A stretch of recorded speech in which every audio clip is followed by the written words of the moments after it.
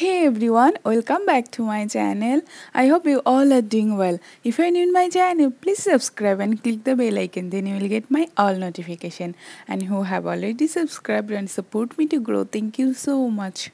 Today's recipe is chicken burger in my version. I hope you all will like this recipe. Now let's get started. আমি এখানে 250 গ্রামের মতো চিকেনের কিমা নিয়ে নিয়েছি। আমি এটা ঘরেই করেছি। আর এতে দিয়ে দিচ্ছি হাফ টিস্পুনের মতো সল্ট আর দিয়ে দিলাম সামান্য একটু ব্ল্যাক পেপার। আপনারা যতটুকু বানাবেন সেইভাবেই অ্যাডজাস্ট করে নেবেন সব কিছু।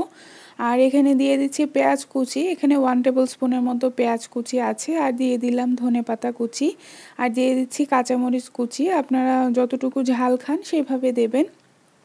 আর দিয়ে দিচ্ছি আদা রসুনের পেস্ট। এখানে হাফ টিস্পুনের মতো আদা রসুনের পেস্ট দিয়েছি। এখন এটাকে ভালো করে মিশিয়ে নেব। ভালো করে চিকেনের সাথে মিক্স করতে হবে। এরপরে আমি এটাকে বার্গারের যে শেপ সেই শেপটা দিয়ে দেব। বার্গারের যে রাউন্ড শেপটা থাকে সেই শেপটা দিয়ে দেব। আর এটা বেশি মোটা করা যাবে না, একটু পাতলাই থাকতে হবে, কারণ এটা আরও 2-3 বার কোট করা হবে, তো বেশি মোটা করবেন না, পাতলা সাইজেরই করে নেবেন।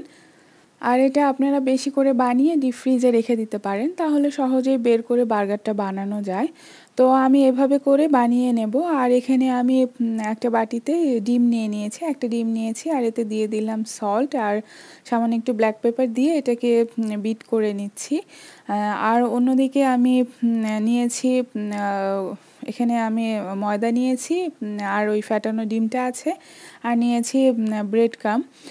এখন আমি এটাকে প্রথমে ময়দায় কোট করে নেব।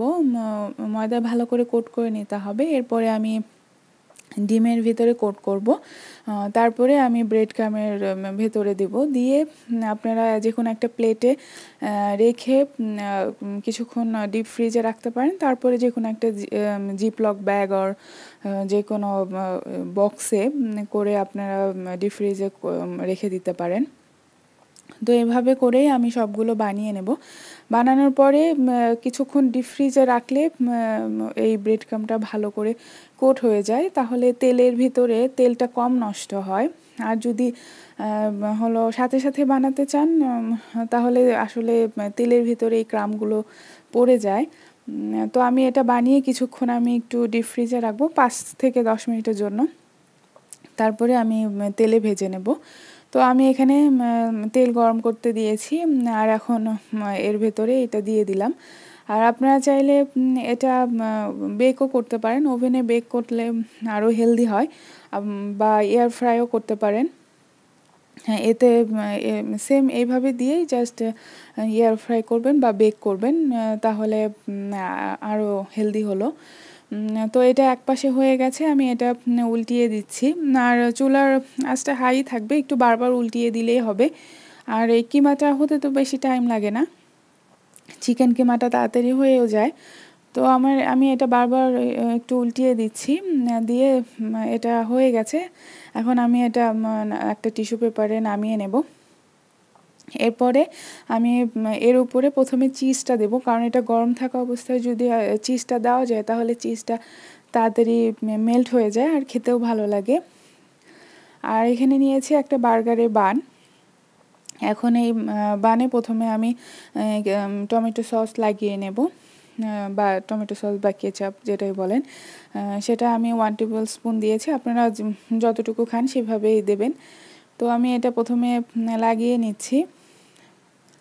আর এই বার্গারটা খেতে কিন্তু বেশ ভালো লাগে। আর বাইরে যে ফিলেটগুলো থাকে ওগুলোতে আসলে ফ্যাট থাকে। তো আমার কাছে মনে হয় এটা আমরা ঘরে সহজে বানাতেও পারি, হেলদিও, আবার খেতেও বেশ ভালো লাগে, হয়েও যায় তাড়াতাড়ি, কারণ চিকেন হতে তো বেশি টাইম লাগে না। আর অন্য আরেকটা বানে আমি মেয়োনিজ লাগিয়ে নিচ্ছি। আর এটা ফুল ফ্যাট মেয়োনিজ, আপনারা চাইলে লো ফ্যাটও নিতে পারেন। এখন এই মেয়োনিজের উপরে আমি লেটুস কুচি দিয়ে দেব। আপনারা চাইলে লেটুসটা কেটেও দিতে পারেন, তবে কুচি করে দিলে আমার কাছে দেখতে ভালো লাগে বা খেতেও ভালো লাগে। তো এটা আমি দিয়ে দিয়েছি। এখন আমি এই আরেকটা বানের উপরে আমি সেই চিকেনটা যে আমি ভেজে রেখেছিলাম সেটা দিয়ে দিলাম। দিলাম আর এরপরে এর উপরে দিয়ে দিচ্ছি এই লেটুস সহ যে বানটা সেটা দিয়ে দিচ্ছি।